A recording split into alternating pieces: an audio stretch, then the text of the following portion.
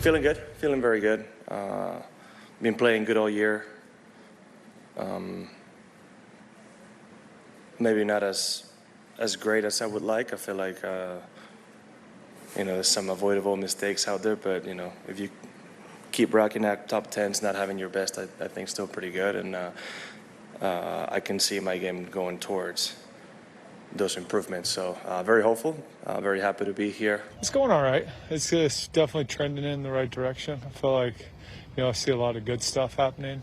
Just got to clean it up just a little bit. But, the game's pretty solid coming in. What part of the game do you feel like is maybe the best part coming in?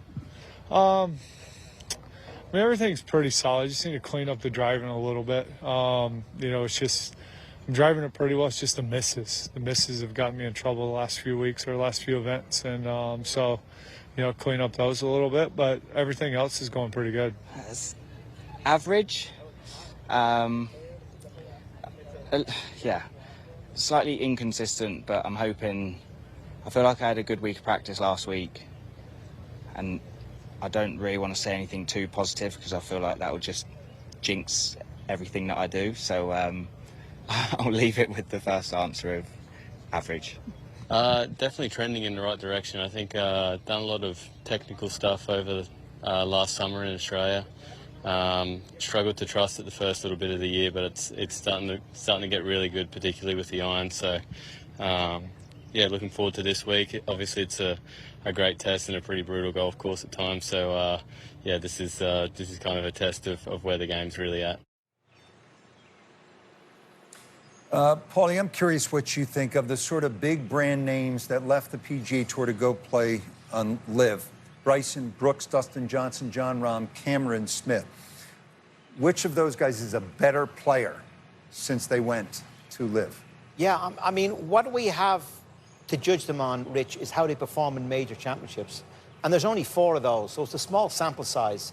And that's how they're going to be judged. And I think there's a lot of challenges that the guys have faced. And it's interesting that they're trying to navigate their way through that and still trying to figure out what is best for them in terms of preparation and all the challenges that come with playing on LIV. It's a very different dynamic than what they would have thought they were doing when they were teenagers and coming through the early parts of their career, coming through the PGA Tour and be based in America, having a house in America, traveling here and there and back on private planes, and eventually then coming in. So life was easy on the PGA Tour in terms of preparing for these major championships. So the guys who've gone to LIV, and I know we talk about the platform, and we talk about it being a team event, and we talk about the course setups maybe not being great, but there's a lot of other stuff as well that they're having to navigate their way through, which again is kind of throwing them off track.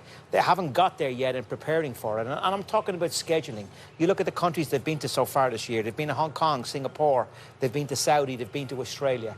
And then coming back from that with all the jet lag, I know that with all the international travel that I've done over the years, it's not easy to come back. You're not in the same place. It's a whole lot easier staying in one country and then playing the major championship from that country. So they're having to navigate their way through that. There's the lifestyle that they're having to adjust to because they're playing so little golf. They're constantly on the road. They're going away and playing these events in far off places, coming back with jet lag. And normally you don't really want to practice that hard in the week after because you're getting over the jet lag, particularly when you go to somewhere like Australia where you're upside down in terms of that. And just to give you an example, and this is more of a competitive thing, I'm a great believer in oiling your wheels before you come to a tournament and being ready and chomping at the bit in order to go in. And yeah, you need to play competitive golf. Tiger Woods came back a couple of years ago. As great as he was hitting the ball on the driving range, he found it difficult to transfer that into playing major championships because he was only playing major championships and he wasn't oiling his wheels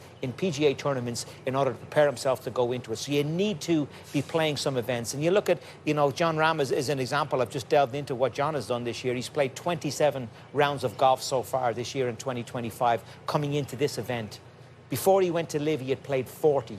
And he had stayed in the same country. So it's almost unfair that this is what he has to do in order to come and then try to compete against guys like Scotty and Morikawa and Rory and Xander who are on the top of their games with none of those challenges. So going to LIV, yes, there's a lot of upside, and yes, they got a lot of money to do so, But because it's a startup and they have to travel around the world, it gives a lot of disadvantages when they come to these major championships. And that's why we do. Bar Brooks and Bryson, the rest have not turned up seriously since they've gone to live in these major championships. I could find you a couple of players that stay with the PGA Tour that have similarly fallen off the last couple of years. I'm thinking about Max Homa or Matt Fitzpatrick, who won a U.S. Open. Yeah, well, but, we're not talking about serious players in terms of major championships like Jon Rahm was.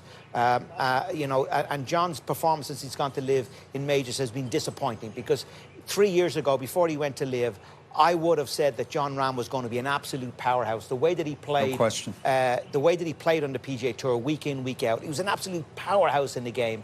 And I thought that he was going to be where we have kind of almost not far off where we have Scotty now, week after week after week competing in these. We haven't seen that from John when he's come back to the majors. Yes, he's top 10 in LIV every week, but we can't. We're really looking at the major championships.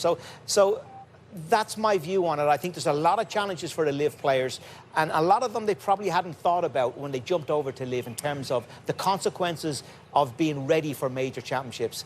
There's nothing as easy in life, and yes, they can say they've gone on and making a lot of money, but they're hurting on the other side in terms of coming to these major championships, not on the cutting edge as they would have been if they'd stayed on the PGA Tour.